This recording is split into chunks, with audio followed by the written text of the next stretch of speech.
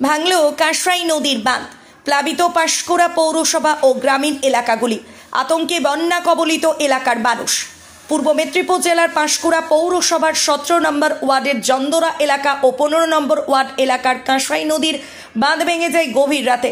ভাঙনের জেরে পৌরসভা ও গ্রামীণ এলাকা প্লাবিত হয়ে রয়েছে। অসংখ্য ছোটখাটো বাড়িও জলের তলায়, একটি দোতলা বাড়িও হেলতে শুরু করেছে, যে কোনো মুহূর্তে বাড়িটি উল্টে পড়বে।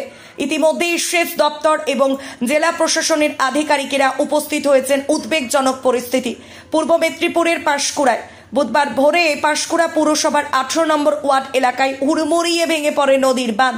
জেলা শাসক পূর্ণেন্দু মাঝি জানিয়েছেন, দুর্গতদের উদ্ধারে এনডিআরএফ এর 2টি দল নামানো হয়েছে। দীঘা থেকেও উদ্ধারকারী দল আনা হয়েছে। সেই সঙ্গে জেলা পুলিশের টিমও দুর্গতদের উদ্ধারে যথাসম্ভব কাজ করছে। বুধবার ভোরে পাঁশকুড়া পুরসভার 18 নম্বর ওয়ার্ড এলাকায় হুড়মুড়িয়ে ভেঙে পড়ল নদীর বাঁধ। হু হু করে প্লাবিত হলো বিস্তীর্ণ এলাকা। জেলা শাসক জানিয়েছেন, এই মুহূর্তে পাঁশকুড়া পুরসভার সমস্ত এলাকা বন্যার জলে ক্ষতিগ্রস্ত হয়েছে। সেই সঙ্গে 3টি পঞ্চায়েত এলাকাও কংসাবতীর জলে ডুবে গিয়েছে।